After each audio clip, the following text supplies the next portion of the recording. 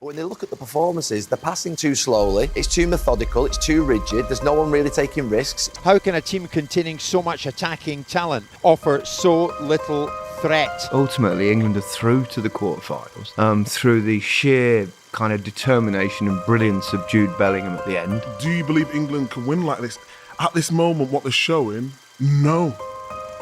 The 2024 Euros. I don't think I've ever seen anything quite like it. For the nation of England, the last 4 chapters of chaotic competition can only be described as a story of rescue, a heroic effort by an individual rather than the collective effort of a team, perfectly encapsulated by cameras that reveal a defiant leader shouting "Who else?" in the midst of celebration, a question that sits beneath the bedrock of England's feeble foundation alongside several others. Why are England still playing so badly? How much of this is Gareth Southgate's fault, and what about the players? Today on the first episode of The Film Room, we attempt to answer those questions as we break down the 3 biggest problems with Gareth Southgate's England. Welcome to the football cinema, where you never watch alone.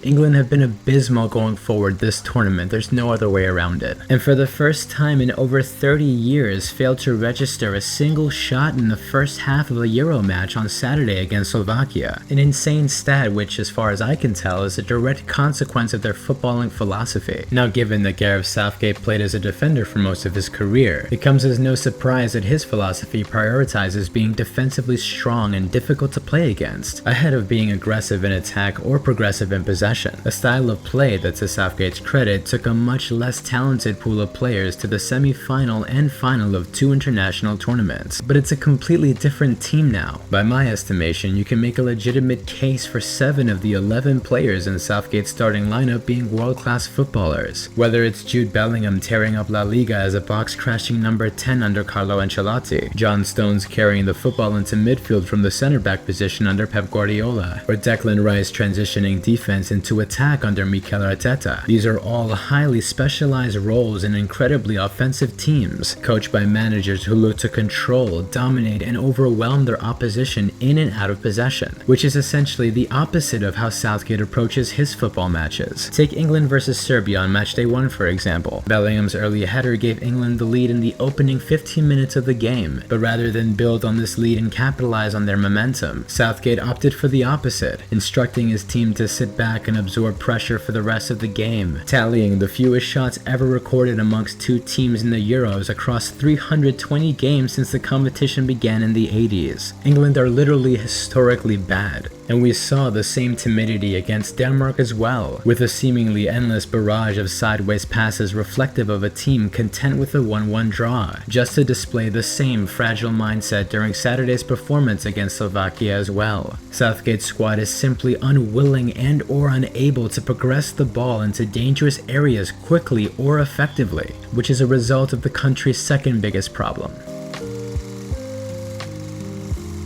Aside from Gareth's coma-inducing philosophy, England's next glaring issue are the actual positions that the players are being asked to occupy, with the earliest instance of this being Trent Alexander-Arnold. For years we've been begging Gareth to start Trent in England's midfield because of his long ball pass, his set-piece delivery, and his overall threat as a line-breaking passer. But the truth is, even the greatest playmakers are only as good as the runs that their forwards make for them. At Liverpool, Trent has always had the benefit of Sadio Mane, Luis Diaz, or Darwin Núñez sprinting down the left wing, ready to run in behind defenses and exploit space, and even developed a symbiotic relationship with Andy Robertson at left back to switch the ball over to as well. There's always been someone ready and willing to give Trent a lethal passing option, which once again is the exact opposite of what's been happening at England, primarily because Southgate has chosen to start Phil Foden and Kieran Trippier out on the left. Now, when I think of iconic Phil Foden moments, I think of stunning left-footed curlers from just outside the box, a signature move at this point that he's perfected when receiving the ball on the right side of the field, not the left. And when I think of Trippier's strengths, all I visualize is him bombing down the right wing and crossing the ball into the box off his dominant right foot, which means that Foden and Kieran are actually being nullified by their starting positions. Foden playing on the left not only prevents him from cutting into his most dangerous areas, but also eliminates any chance of England generating genuine width on the left wing, since Foden isn't a sprinter with deadly pace, and given that Kieran is right foot dominant, he spends the entire game cutting inside. To put it simply, Southgate's team is essentially playing with only 2/3 of the pitch at their disposal. They're too narrow offensively, way too eager to sit back and defend, and kick their most creative passer out of the starting 11 after giving him nothing to work with. But it's not entirely Gareth's fault. At the end of the day, it is up to the players to make the most of the opportunities they're given, which brings us to England's third biggest problem.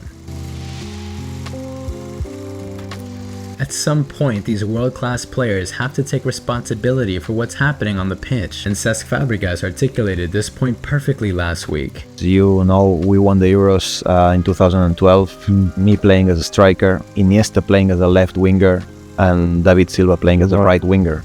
All three in the wrong None of us, we were all in the, let's say, wrong positions, but what happened? Remember, this isn't personal, and I have nothing against any of these players at club level. I actually really like a lot of them, but almost all of them are putting in stinker after stinker. I'm watching Kyle Walker be turned into a meme right before my very eyes, Harry Kane spending most of the tournament doing his best Lukaku impression, and even Jude Bellingham looking anonymous for most of the games too. But you can't realistically drop any of them, because at any given moment, Bellingham can bail you out of trouble, and so can Kane like he did in extra time. Which means we have to look at players like Phil Foden and replace him with someone like Anthony Gordon, a player who showed more attacking threat in 4 minutes than Foden has in 4 games. He's exactly what England need on that left wing to give them the whiff they've lacked the entire tournament. And while Bukayo Saka hasn't been as bad as Foden has out on the right wing, Cole Palmer's unbelievable cameo against Slovenia is grounds for him starting every game going forward. He's the most fearless attacker England have, and every time he touches the ball he's looking to play it forward. Pair those changes with 19-year-old midfielder Kobbie Mainoo breaking into the starting 11 thanks to his press-resistant ball carrying and ridiculous composure in tight spaces, and England just might have a chance against Switzerland in the quarterfinals. But who am I kidding? Gareth probably isn't going to change anything and will sit there for another 90 minutes tortured